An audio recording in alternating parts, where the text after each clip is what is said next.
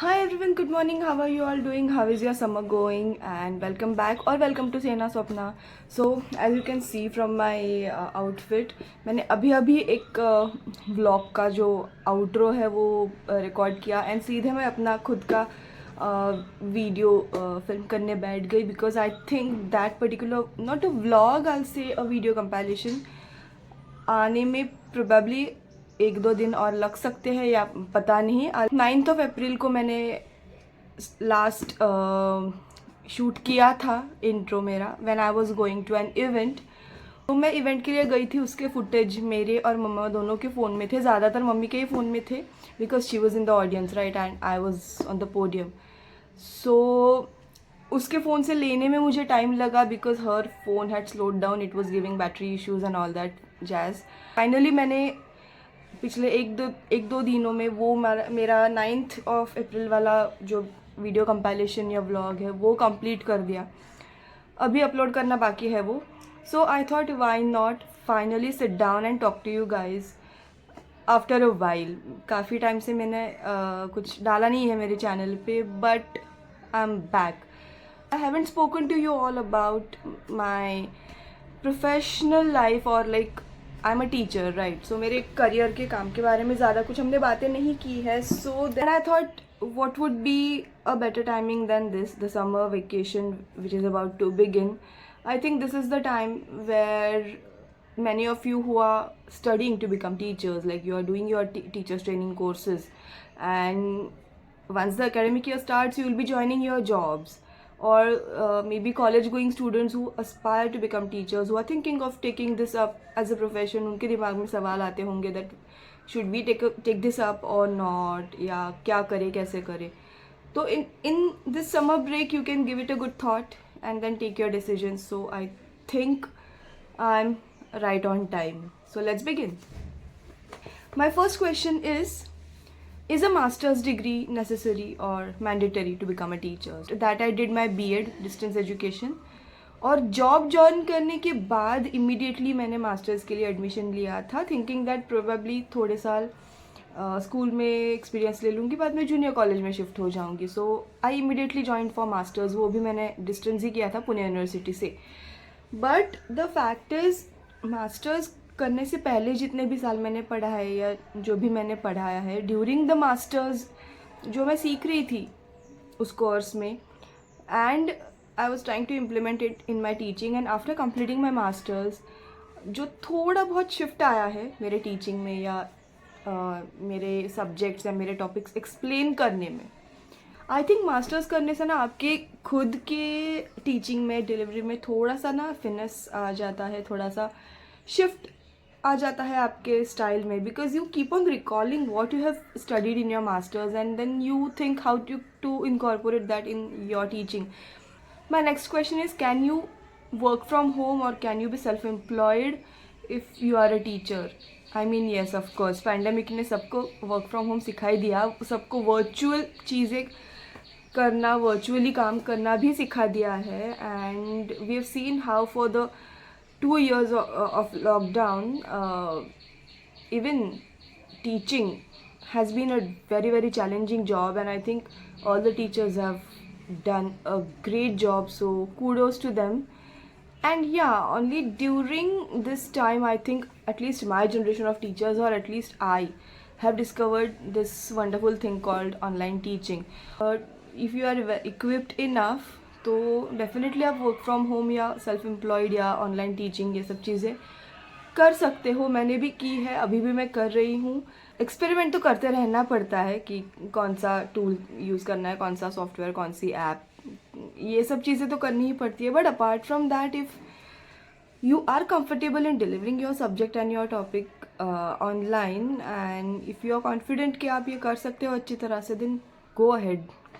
My next question is, how does one choose which grades and as in which class and which subjects to take up or to begin teaching? तो I think ये अपने अपने पसंद के ऊपर depend करता है little bit. At the same time कोई स्किल सेट्स भी चाहिए होते हैं एज अ टीचर आपको, जिस पे डिपेंड होता है कि आप कौन से क्लासेस को पढ़ा सकते हो. सब्जेक्ट्स का मैं कहूँगी again it entirely depends on your liking, your interest. Of course आपका क्या बोल सकते हैं वो IQ बोल सकती हूँ मैं, if I am not wrong. और लाइक मास्टर योर होल्ड कौन सा सब्जेक्ट पे है उसके ऊपर भी डिपेंड करेगा. Like for example I am somebody who is very comfortable with the pre teens up till like 16, 17, 18, that kind of an age group. So I'm very comfortable teaching primary up till junior college. So I enjoy interacting with the people or the young children or the young adults or the young would be adults in this age group. It depends on what you are comfortable teaching, what you like teaching, what you have a very good knowledge of, and कौन से age group में आप comfortable हो. My next question is related to this. Can I switch subjects once I become a teacher? Like I have had friends or you can say colleagues also जिन्होंने graduation किसी अलग subject में करी होती है, उनके बीएड में कुछ अलग सब्जेक्ट्स होती है. बीएड डीएड में तो खैर सब सब्जेक्ट्स सिखाने की ट्रेनिंग मिलती है आपको, बट बीएड में उनके अलग सब्जेक्ट्स होते हैं, मेथड्स. एंड जब वो स्कूल ज्वाइन करेंगे तो उनको कुछ अलग सब्जेक्ट दिए जाएंगे. ऐसे हो times it happens as per the requirement of the organization that you are teaching in. As for me मैंने बीकॉम किया है, बट बीकॉम करते करते मुझे समझ में आया था दैट हमारी दाल यहाँ पे कुछ नहीं गलने वाली. Then I switch to languages. I did my BEd with English and social studies and I am teaching English, German and social studies. So I think switch कर सकते हो आप अगर आपको लगता है कि मेरा ग्रेजुएशन साइंस में था लेकिन मुझे लैंग्वेज में भी इंटरेस्ट है, फिर आर्ट एंड क्राफ्ट में भी इंटरेस्ट है. उसकी ट्रेनिंग लो आप प्रॉपर, टीचर्स ट्रेनिंग का सर्टिफिकेशंस करो अलग अलग. मैं ये नहीं कह रही कि सिर्फ डीएड और बीएड ही है, बहुत अलग अलग एग्ज़ाम्स होती है. And yeah, I mean yes, you can switch subjects if the organization you are working for requires it. if you feel कि इस सब्जेक्ट से ये सब्जेक्ट में बेटर पढ़ा सकती हूँ या मुझे इंटरेस्ट ज़्यादा आ रहा है उसमें. My next question is what is the most challenging aspect और most challenging thing about being a teacher. There is a list. Trust me, there are so many things that are challenging. You know, first of all आपको you should be a people's person. You should be like socially interactive या extrovert, talkative, expressive, जो भी कहना चाहो आप वो कह लो. Then you should like interacting with different age groups of people. You know, उनके लेवल पे जाके थिंक करना. या जैसे आप अपने एज के अपने फ्रेंड को कोई चीज़ समझा रहे हो और एक 10 साल के बच्चे को समझा रहे हो, दैट्स अ डिफरेंस. तो अगर वो पेशेंस नहीं है आप में या वो ट्रिक नहीं यूज़ कर सकते आप to make it easy for the person in front to understand, तो थोड़ा प्रॉब्लमेटिक हो सकता है. I think that is the most challenging part about it कि आप जिस भी एज ग्रुप को पढ़ा रहे हो, जिस भी एज ग्रुप के बच्चों के साथ इंटरैक्ट कर रहे हो, उनके एज के हिसाब से आपको you have to tone yourself down and you have to forget for those few moments that आप adult हो and teacher हो and you know everything and all that. You have to be a very good listener and like listen to them what they have to say and then accordingly take things forward. So I think ये बहुत challenging चीज़ होती है. Next question is related to this. What skill sets are necessary. ये सब जो मैंने चीज़ें बोला वो भी. And what I have learned from this 10, 12, 13 years of experience of teaching is कि अगर आपके सामने जो बच्चे बैठे हैं और आप XYZ टॉपिक उनको पढ़ा रहे हो and they are not able to understand what you are teaching, you should be able to teach them the way they understand.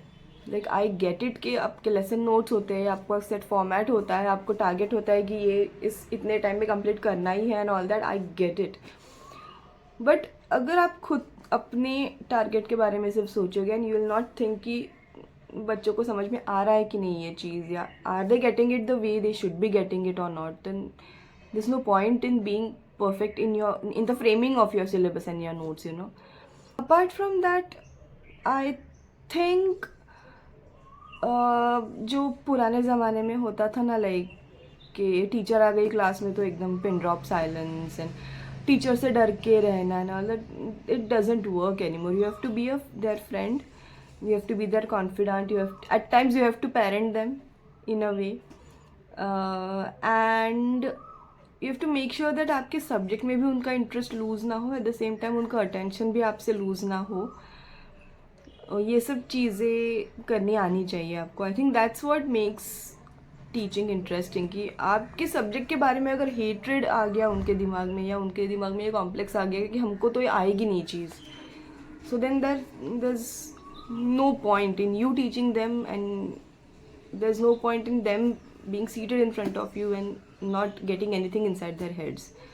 Back when I was working in school, I do not think I was that stick wielding typical teacher जो कि silence रखो मेरे सामने. Discipline, of course discipline is important, but like there's no point in having a class full of children who are zipped and you are just delivering your lecture and walking off.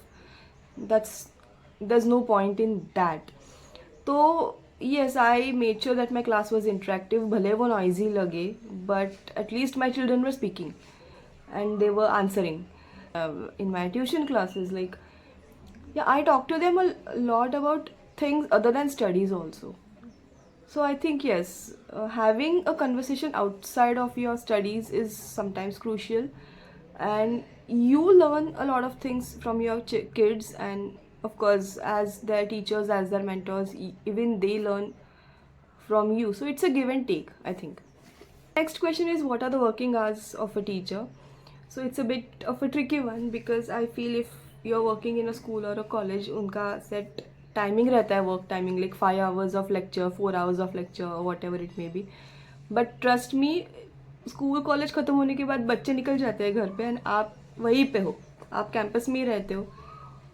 You have to do 100 other things apart from teaching. अलग अलग records बनाना, lesson notes, exams frame करो, remedial teaching frame करो, बहुत सारी चीज़ें होती है. फिर मीटिंग्स होती है, ट्रेनिंग्स होती है, कुछ ना कुछ चलता ही रहता है. So I do not think that if like your school और your college where you are working is from 7 to 12, there is no guarantee that 12 बजे निकल जाओगे आप. कभी कभी 3 बजे तक वहीं पे रहते हो कैंपस में, आप काम कर रहे होते हो. It does feel a lot extra, and trust me, it is a lot extra. बहुत सारी चीज़ें करनी होती है टीचर्स को.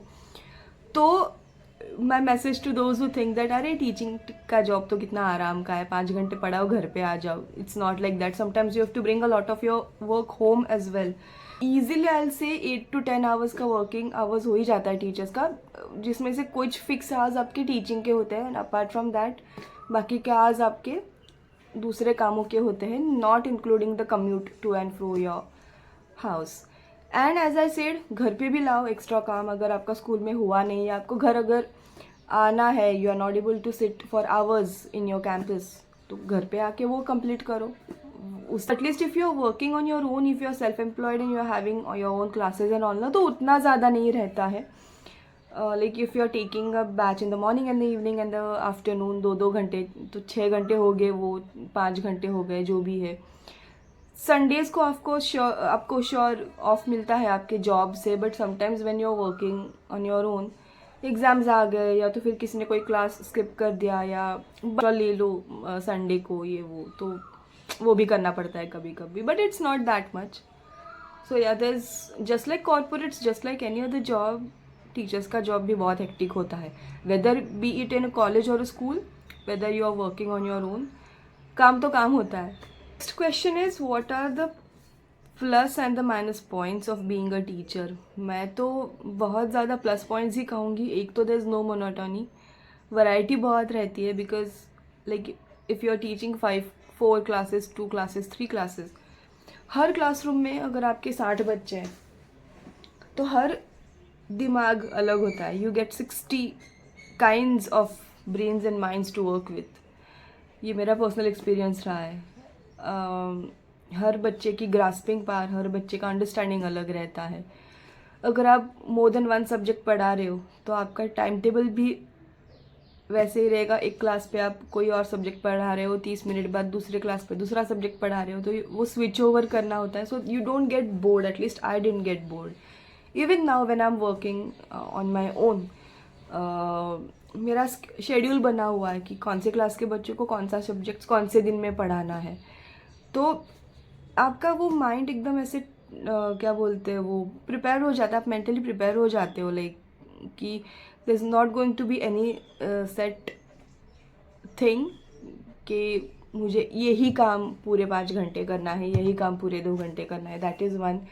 You have fun, you remain young at heart, the child inside you remains alive because you are interacting with children basically.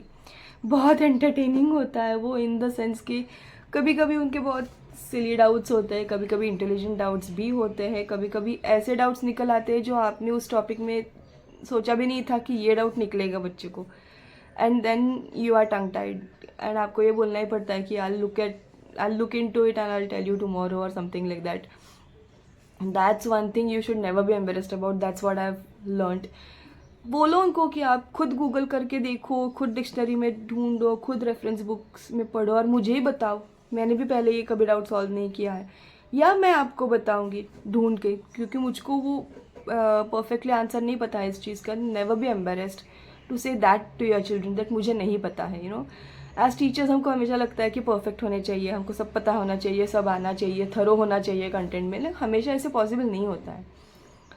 तो सो ये plus side भी है कि आपको खुद को अपग्रेड होने का चांस मिलता है, नया सीखने का चांस मिलता है, और ये थोड़ा डाउन साइड भी है इस चीज़ का, like if you do not know anything thoroughly then you do not know sometimes how to react कि ये क्वेश्चन कैसे आया, इसका कैसे आंसर दूँ, ये होता है।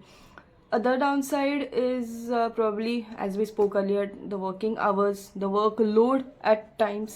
Sometimes you are not monetarily, emotionally, respect-wise rewarded the way you deserve. जैसे आपको लगता है। ये भी है एक चीज़ थोड़ा कि हर जॉब में, हर प्रोफेशन में होता है कि मॉनेटरी कॉम्पेंसेशन एक बात होती है, but apart from that team work, colleagues, seniors, juniors, जो भी ये सब जो सिनारियो है, सपोर्ट सिस्टम जिसको बोलते हैं हम वर्क प्लेस में, और इन are case even the students and their parents, कभी कभी बहुत अच्छे रिस्पॉन्स आते हैं, कभी कभी बहुत आपको फीडबैक अच्छे आते हैं, and I am not saying everything should be goody goody always, but yeah, you do like being appreciated for your work ना, you do like getting compliments for your work, but उसका downside ये भी है थोड़ा अलग सा, that sometimes you feel कि मैंने कुछ पढ़ाया ही नहीं, मुझे कुछ आता ही नहीं पढ़ाना, looking at the responses of the children, their parents, और even sometimes your colleagues if you are working, कि कैसे नहीं हो पाया सिलेबस कवर, या कैसे नहीं हो पाया बच्चों से अच्छा स्कोर, या जो भी है। तो ये दोनों चीज़ें हैं उसमें, दैट आप अपने आप को डाउट करने लगते हो एक पॉइंट पे कि मुझे पढ़ाना आता भी है, मैं कर भी सकती हूँ या नहीं। My next question is what are the physical and mental preparations required और इसेंशियल फॉर अ टीचर।